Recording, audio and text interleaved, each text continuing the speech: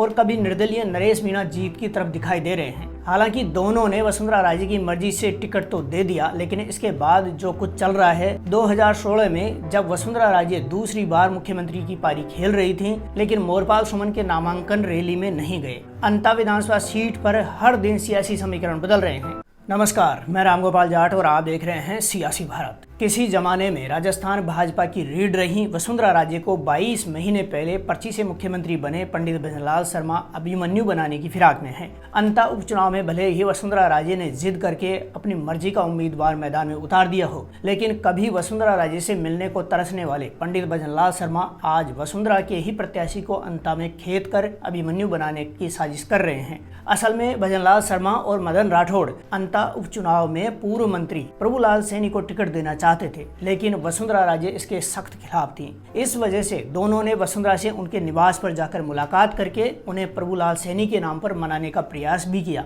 इसके 2 दिन बाद खुद प्रभुलाल सैनी को भी वसुंधरा के पास भेजा गया ताकि उनके नाम पर सहमति हो जाए, लेकिन वसुंधरा ने इसके लिए साफ इनकार कर दिया। इसके उपरांत मजबूरी में प्रदेश भाजपा अध्यक्ष और मुख्यमंत्री भजनलाल शर्मा को अपनी मर्जी के खिलाफ अंता की स्थानीय राजनीति में वसुंधरा राजे के करीबी माने जाने वाले मोरपाल सुमन को टिकट देकर उम्मीदवार बनाना पड़ा। हालांकि दोनों ने वसुंधरा राजे की मर्जी से टिकट तो दे दिया, लेकिन इसके बाद जो कुछ चल रहा है उससे स्पष्ट दिखाई दे रहा है कि पंडित भजनलाल शर्मा और अध्यक्ष मदन राठौड़ नहीं चाहते हैं कि वसुंधरा राजे का उम्मीदवार जीते। राजनीति का यही उसूल बन गया है, जो आपको आगे बढ़ाए, मौका मिलने पर उसी को जमींदोज कर दो ताकि प्रतिद्वंदी नहीं बचे। बड़े नेता हमेशा ऐसा ही करते हैं। जब तक कोई नेता उनके नीचे काम कर रहा होता है तब तक सब कुछ ठीक रहता है, लेकिन जब वो बराबर या ऊपर उठने का प्रयास करता है तो वही बड़ा नेता छोटे नेता का करियर खत्म करने को जुट जाता है। आज पंडित भजनलाल शर्मा मुख्यमंत्री हैं, कभी वसुंधरा राजे मुख्यमंत्री थी।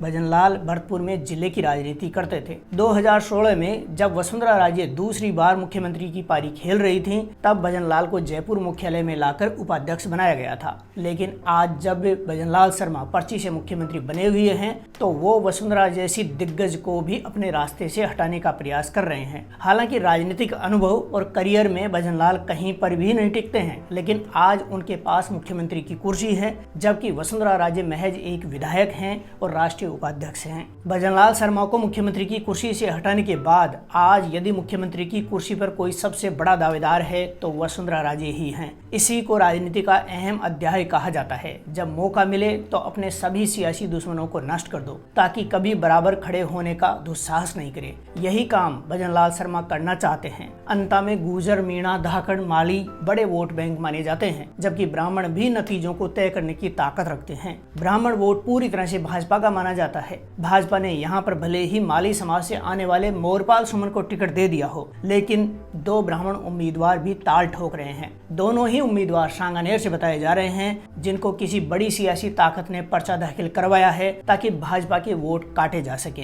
एक तरफ पूरी कांग्रेस ने एकजुट होकर प्रमोद जैन भाया का नामांकन पत्र दाखिल करवाया और बड़ी रैली करी, तो दूसरी तरफ मोरपाल सुमन के नामांकन में सांसद दुष्यंत सिंह और विधायक ललित मीणा ही गिनने लायक नेता उपस्थित थे। जबकि इस मौके पर पूर्व मुख्यमंत्री वसुंधरा राजे, भजनलाल शर्मा, मदन राठौड़ समेत तमाम भाजपा नेताओं को होना चाहिए था। कमाल की बात यह है कि उसी दिन मुख्यमंत्री भजनलाल शर्मा अपने गांव अटारी में गए हुए थे, लेकिन मोरपाल सुमन के नामांकन रैली में नहीं गए। इसके बाद भी अभी तक भाजपा के बड़े नेता मोरपाल सुमन के चुनाव प्रचार से दूर ही हैं। इससे साबित होता है कि भाजपा के नेता ही वसुंधरा राजे के उम्मीदवार को जिताने की इच्छा नहीं रखते हैं। इस समय वसुंधरा राजे सियासी तौर पर रिवाइव करने का प्लान बना रही हैं। यदि अंता सीट पर उनका उम्मीदवार जीतता है तो उनकी राजनीतिक ताकत में इजाफा होगा और यही बात भजनलाल शर्मा के खिलाफ जाती है। इसलिए भाजपा के बड़े पदों पर बैठे नेता मोरपाल सुमन को हरवाकर वसुंधरा राजे को अभिमन्यु बनाने की फिराक में नजर आ रहे हैं। अंता विधानसभा सीट पर हर दिन सियासी समीकरण बदल रहे हैं। कभी भाजपा भारी पड़ती दिखाई देती है तो कभी प्रमोद जैन भाया और कभी निर्दलीय नरेश मीणा जीत की तरफ दिखाई दे रहे हैं। आपको क्या लगता है अंता में कौन जीतेगा? कमेंट करके अपनी राय दीजिए और वीडियो अच्छा लगे तो इसे लाइक और शेयर भी कर दीजिए।